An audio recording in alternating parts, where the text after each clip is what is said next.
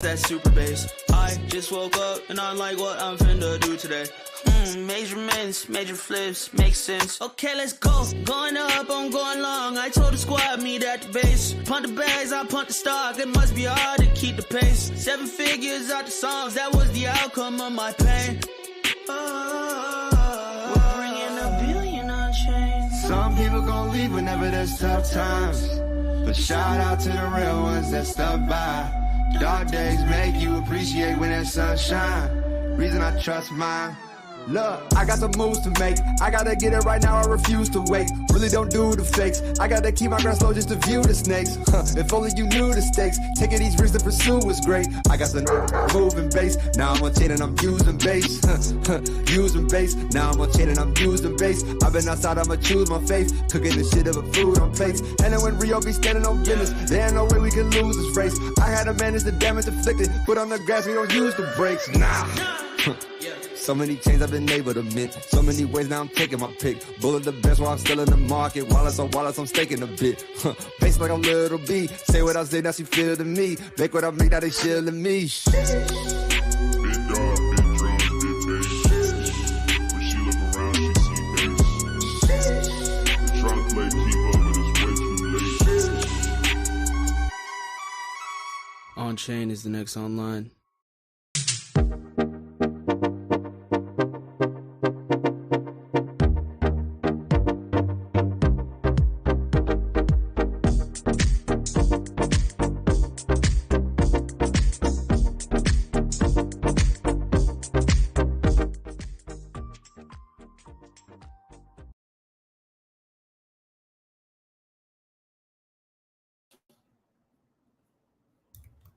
Hello, everybody. My name is Jesse Pollack. I'm the creator of Base, and I'm super excited to be here for another On-Chain Summer Story. This time, I'm joined by Julian, who's the CEO of Doodles. Julian, welcome. Thanks for being here.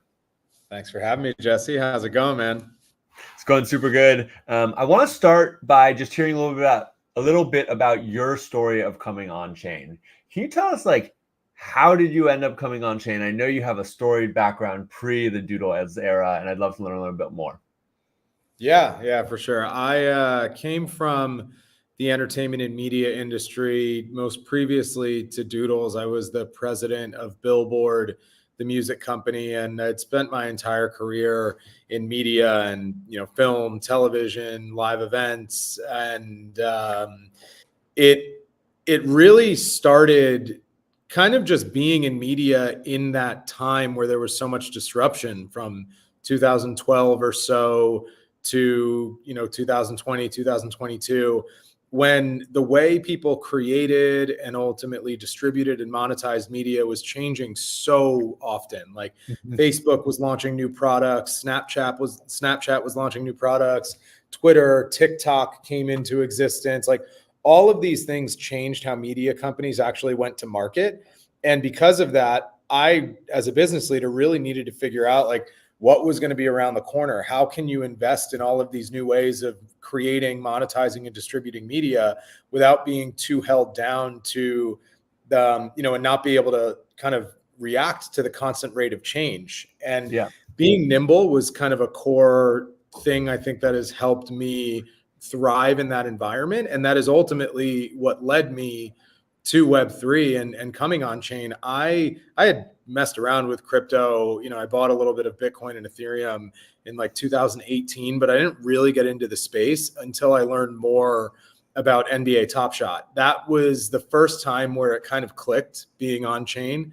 And it was so interesting to me because it was a legacy IP that was monetizing and creating new ways of engaging its community with a completely different technology. And this concept of being able to own a moment, being able to own something digitally, where that hadn't been the case in the past. And they were able to kind of bring this trading card-like environment to replays, something that was free to the consumer beforehand. Now somebody could actually own a collectible that was basically them owning a moment in time. They created a collectible out of a moment, which was fascinating to me. And I saw a lot of parallel in what my business was in the Billboard charts. People, perform well, their music streams well, it sells well, whatever it might be, and then it ranks on the Billboard charts. And when people break into the charts for the first time, when people hit certain milestones on the charts, those are moments that music fans celebrate, that the artists celebrate. And I just saw such a really interesting parallel there. So I actually got introduced to the Dapper team pretty early on, and we started developing a platform, for the Billboard charts. We ended up seeding a company together that ended up being the engineering and product team that built out the Billboard charts platform. And we launched our first products in, I think, the winter of that year. So that was 2021. The Weeknd broke the record for #1 song of all time on the Billboard charts with Blinding Lights. And we ended up creating like this whole moment around it. We issued a trading card around it. And that kind of was the tip of the spear to create Billboard's milestone charts platform. Did some work with other creators in the space like World of Women and Autograph, and ultimately just started a network. And I couldn't really get this kind of like on-chain vision out of my head, where it was really going to disrupt the way people created IP, the way people distributed IP, the way people could bring communities and IP creators closer together through the technology. And I just was kind of faced with this decision: either stay at this traditional media company and try and drag it into the future, or go create some of that, knowing what I know about the media industry and the way it's changed so much in the last 10 years. That's also when I met Scott and the other Doodles founders, and the rest was kind of history. I love it. And it's been a journey with Doodles. And I know that journey, not culminating, but it has a big milestone over the last couple of days and last couple of weeks with the launch of Doodles Studio and Doodles TV. Can you talk a little bit about what are those products and what's their vision for the future? Yeah, absolutely. And I think even higher level, just starting, like, why we think Doodles exists. The media industry is at a really interesting place right now, where you're finding that most of what is gaining market share and attention is sequels, it's adaptations, it's things with major built-in fan bases that are really easy to wrap your head around why a studio would invest in them, why a television network would invest in it, right? Live sports, the NBA, right. Landmark deal with Amazon and NBC, like these things are kind of all over the news right now. And what it's done is kind of crush the independent creator, the creator that doesn't have a massive fan base already, that is trying to get their art made, and not having to put it on YouTube and wait until your audience is big enough to start to get a share of that ad revenue. So what you're finding is just like a lot of recycling of old IP. And that's really what you're seeing at the box office. That's what you're seeing on Netflix. And it's a very hard game to be an upstart and just put your content and your stories on social media. And we think there's a better way to do it. And we think that way is on-chain. We think it creates a new way to monetize. We think it creates a deeper connection to your audience, your community that shows up from day one. And we think it's just a more efficient way to actually go to market with IP. But the problem is that the technology and the rails are not fully built out for independent creators to even know where to start. So we are that independent creator, right? Like, we got started and we were more fortunate than most that we, were born in the NFT boom of 2021 and early 2022. And with that, that early funding that we got, we are now able to invest in products and technology that are going to make our journey a lot easier and our journey a lot more sustainable. And in turn, because of what we're building, hopefully create a much more rich ecosystem for many other creators in the future. And this doesn't necessarily need to be just for independent creators that are just getting started. It could also be how you bring existing IP to market that has fallen flat, right, or existing IP to market that is actually trying to engage with people in new ways. So when we talk about what we're building and how people should look at us, don't look at Doodles as a television show. Don't look at it as a film franchise. Look at it as a community and an IP that is basically one thing. Look at it as a collective. Look at it as internet native. It's always on. And because it's always on, you need tools to keep your community engaged. You need tools to make your community feel like there's aligned incentives between you and them. And that is ultimately the products that we are building. So we believe that the best way to onboard people to technology and to onboard people into new paradigms is through familiar and really world-class content, which is why we have our massive film premiere. We have the soundtrack coming. But what that will ultimately do is onboard people into the studio, which is our platform for community engagement. It's our platform for IP development. It's digital identity. It's collecting loops. It's being able to track participation across a number of different things, so you can then figure out how to downstream reward your community for being a major active member of that community and participating in every single aspect of it. But in order to grow the community, you need to be able to bring people in a very seamless way. If we just created this amazing content featuring Pharrell and Lil Wayne and Lil Yachty and put it on YouTube, most audiences are going to get what they want from that, and they're never going to go to your platform. If you bring that content in to your platform and make it exclusive, and you have it exclusively live there for a certain amount of time, you have a real opportunity for people to not want to miss out on the moment. And because they don't want to miss out on that social moment, because these moments are so fleeting nowadays, 1 week in social media is basically a year. So if you get these people in on those moments, you have an opportunity to onboard them into a different level of your collecting funnel, but you need to take the technology away from it. They need to just feel like they're getting early access to content, that they're having fun. And that is kind of where like walletless onboarding and being able to use Apple Pay to actually get through a token gated experience, like they just want the experience, and then you can push them into other areas of your platform. So that's really what we're doing this summer. And there's going to be a ton of features rolling out. The campaign kicked today with the Superpass, the Doodles TV Superpass. And that is ultimately going to be an access pass for you to access all of the different media releases we're doing this summer. And we really think we're kind of kicking off this flywheel of how many brands will come to market in the future. We just need to show that it works with Doodles first. I love it. And I think the analogy that I have kind of in my head is that y'all are doing a bunch of kind of like media releases, like movie releases, but instead of saying, hey, we're going to do these movie releases through Netflix and, going to the studios, you're saying, no, we're going to do it ourselves.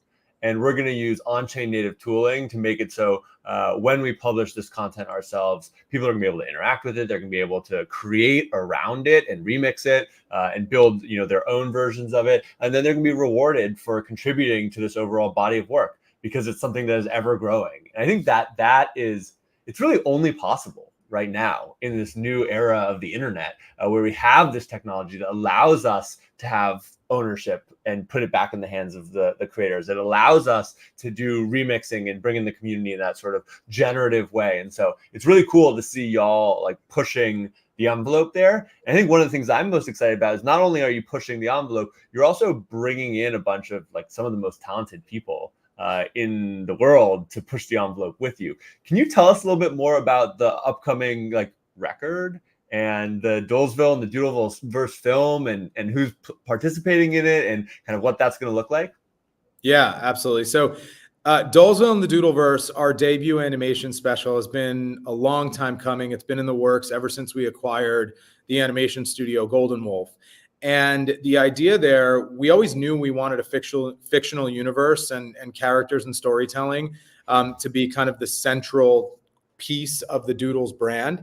But we needed the right format to start telling those stories. There's a lot of ways to begin getting stories out there in the world now, like short form video, digital comics through things like webtoons. Like there's so many ways you can actually go, but we always knew we wanted to make cartoons, like real cartoons that were, Pixar quality, what have you. And we needed to do that work. We needed to do the work on like, okay, what does the Doodles universe even look like? What are the rules of it? How do the characters interact? What are the stories that we want to tell? And we started to do that development.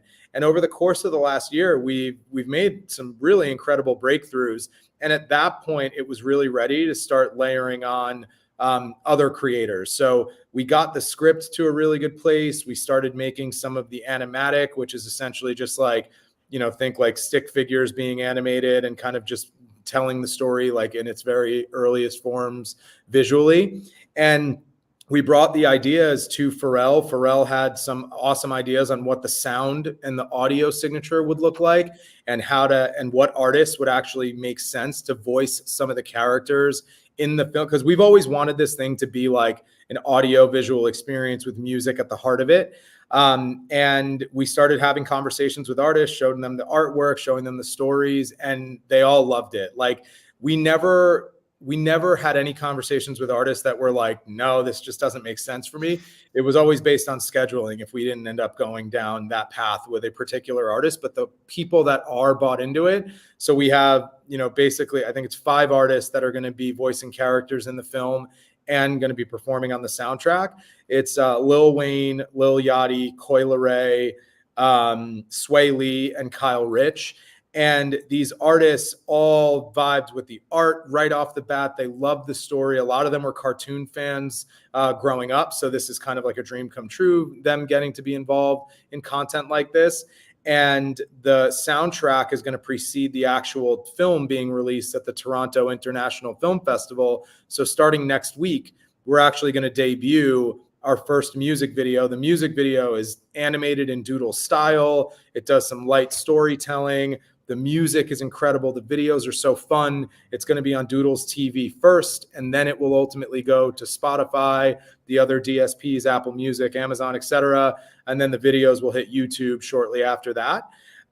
So we're going to roll all that out in kind of tandem, and this is going to be a massive campaign that's activated through a few major marketing partnerships. Like we announced Arizona Iced Tea and Rubik's Cube. We have a thing with Adidas coming, and it's all tied into this like massive event. And this event shouldn't be thought of as just like people going to a movie theater. This is a basically 2-month-long event that is going to have several different touch points and high periods.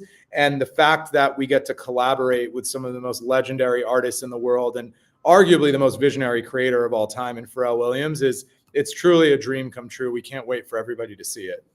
It's so epic. And if you're tuning in, you can get involved today.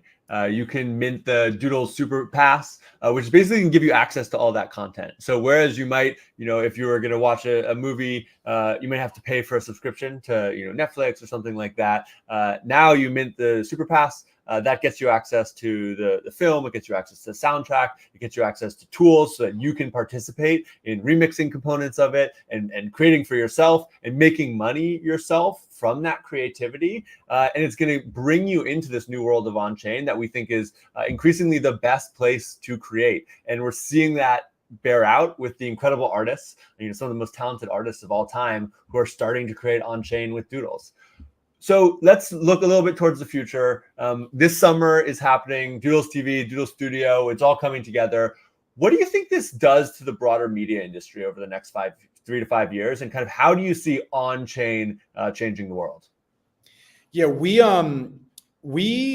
were pretty intentional about where we wanted to show up this year, because we started back in 2022 and tried to get the traditional media industry to adapt our IP into a film or television franchise. And we had a ton of meetings. And those meetings always resulted in the same thing. Love the art, but it's going to be a ton of work to develop this IP. Your fan base is not that big yet. It's amazing that you have all these creatives involved. But at the end of the day, it's going to be a ton of work. It's going to be a big investment. It's going to take a lot of time.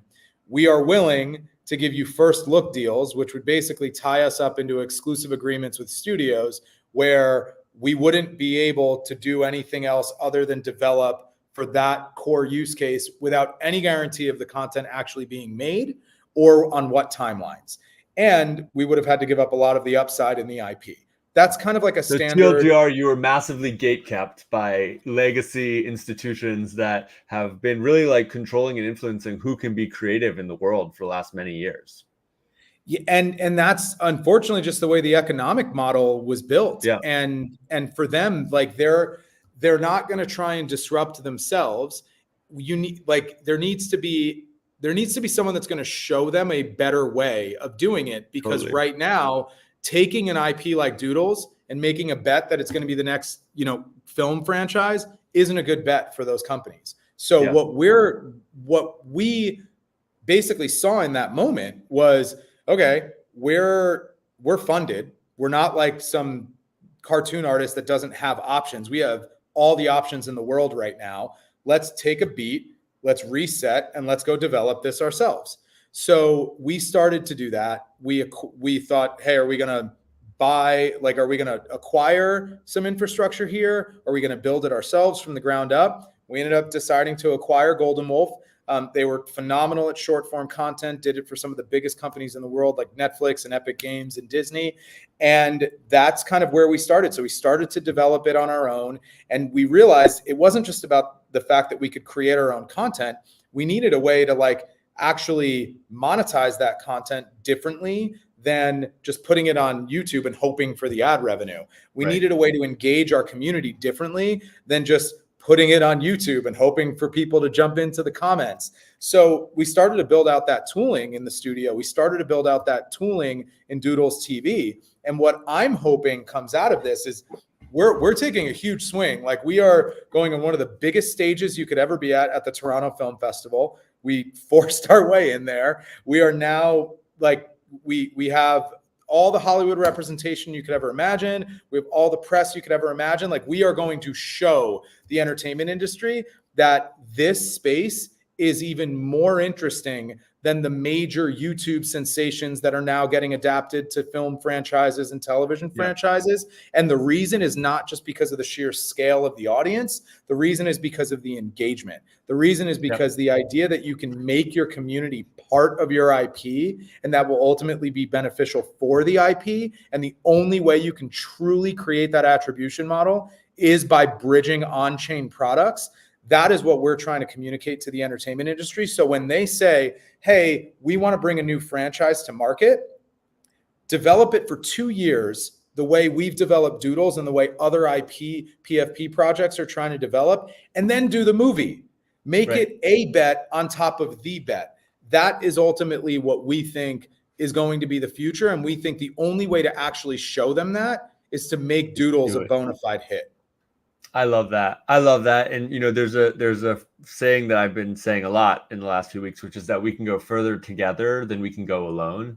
And I feel like this is such a prime example of this. Onchain is a new technology platform that lets us do so much more, be so much more creative, be so much more generative together, all of us, than we could do alone. And I don't think that most people in the world, when they think of crypto and they think of Onchain, that's what they think. And so having concrete examples like Doodles that's pushing those limits, that's doing the hard work to kind of show what's possible and hopefully pave the path for countless other people, it's incredible. Yeah, and Jesse, think about like just we're all fans of something, whether you're a fan of the Los Angeles Lakers, Manchester United, the Minions, or or Lil Wayne. We're all fans of something. We go to the movies, we buy the tickets to the concerts, we go to the events, we buy the merch, we do all of the things that you can do to express your fandom. We tell our friends about it. None of that engagement is tracked in a way that could ultimately trickle down to value for the consumer. We all have passive consumer-focused relationships with our biggest fandoms. And that actually creates an opportunity for these IP owners to track and actually see who their real community is, who's participating the most by tagging all of these transactions on chain, seeing what wallets are actually participating. And then from there, being able to reward those people based on the amount that they participate. It doesn't mean who spends the most money, which most loyalty platforms are built on. It means who is participating the most, who's creating the most user-generated content and helping you proliferate your brand, whose content's going viral, who is buying merchandise, who is showing up at every single live event. It's not just about, hey, I minted this thing 2 years ago and now, like I get benefits for life. Like that is part of the ecosystem as well. But true participation should be rewarded. And the only technology that can really bring that forward in a sustainable way is the blockchain. I love it. I love it. Well, Julian, I'm so excited about the launch of the studio and TV, and I'm so excited to watch Doolesville and the Doodleverse and listen to the soundtrack. Thank you so much for coming on, and excited to keep building together. Thanks, everyone. Thank you, Jesse. Pumped.